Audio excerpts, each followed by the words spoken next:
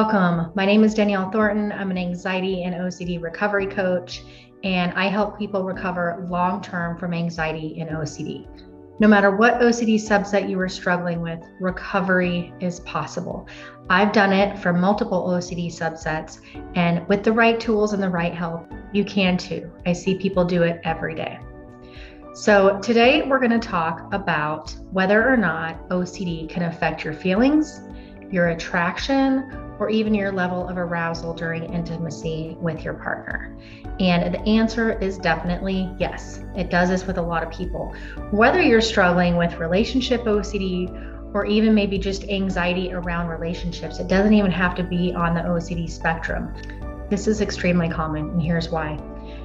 Anxiety and OCD are both fear-based, right? OCD is an anxiety disorder. When your brain's fight or flight center is turned on, what's going to happen is your brain is extremely hypersensitive.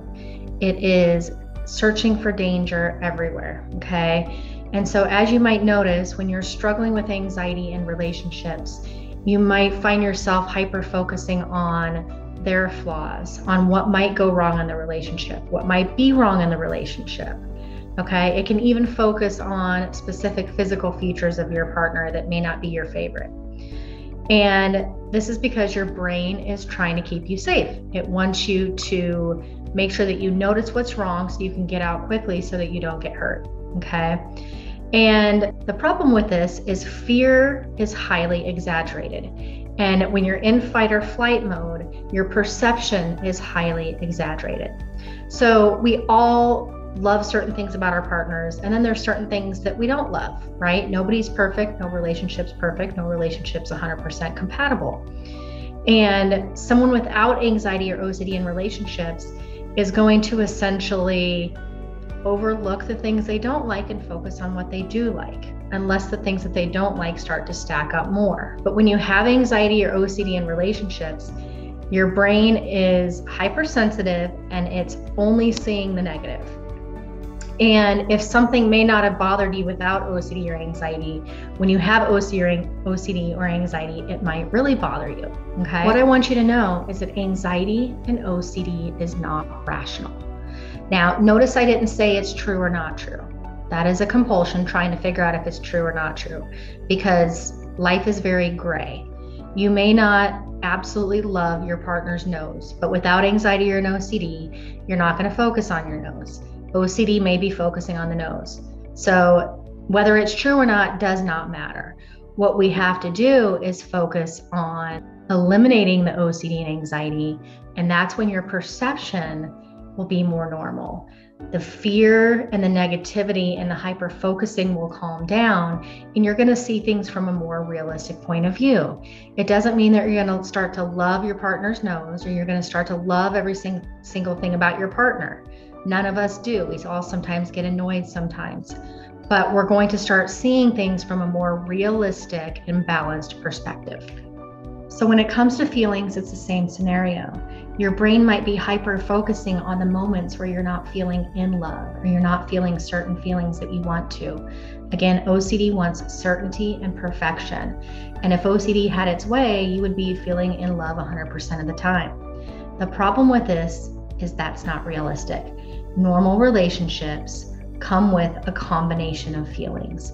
And most of the time, those feelings are in that middle area. The neutral area is where our feelings are most of the time. And sometimes they're more positive, sometimes they're more negative, right? So we have to come down to a more rational, realistic place if we want to eliminate OCD and quiet it down. And we have to understand that OCD is telling you that things should be a certain way.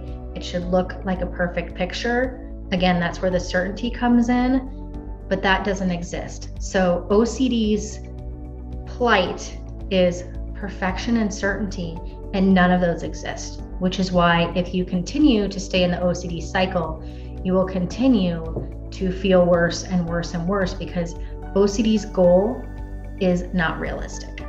What we need to do is focus on the big picture. So we may not like everything about our partners, but do they give us the important things? Do our goals align essentially with each other? Are they trustworthy? Are they honest?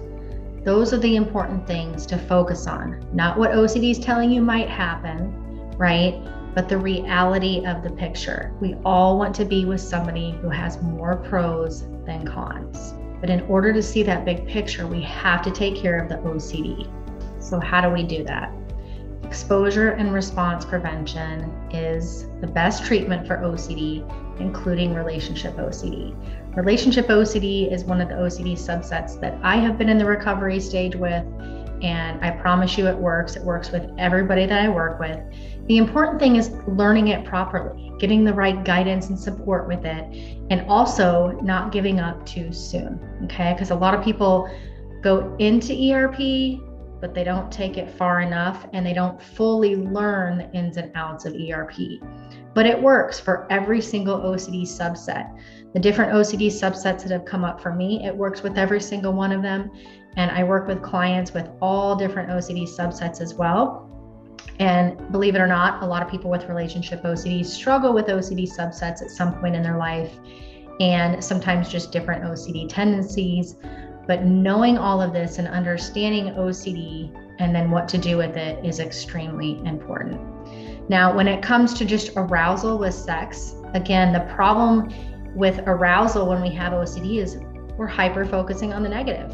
So we're focused on negative thoughts. We're going to have negative feelings. And when we have negative feelings, we're not feeling very romantic or attracted or even wanting to have sex with somebody. When you think about life, when you're going through stressful situations or you're not connected to your partner, then of course you're not going to feel like having sex at times, okay?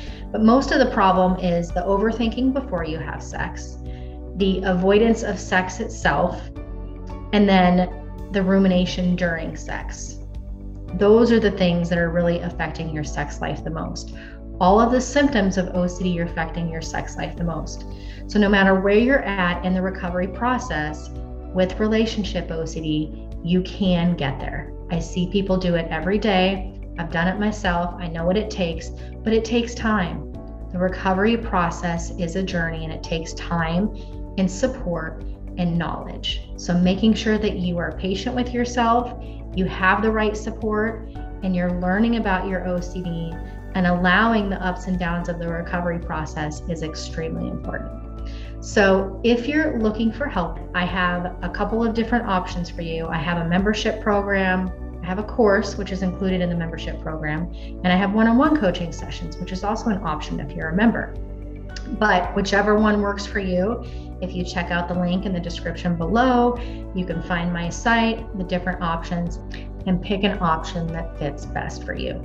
If you have any additional questions, you can also sign up for a 30-minute call with me where I can answer all of your questions about the recovery process. I am here to help as many people recover from OCD as I can, and I will be doing this for the rest of my life. So I hope to talk to you soon. I hope this was helpful. Make sure that you subscribe, comment, like, and share so I know this was good, and I will definitely do more. I will talk to you guys soon. Bye.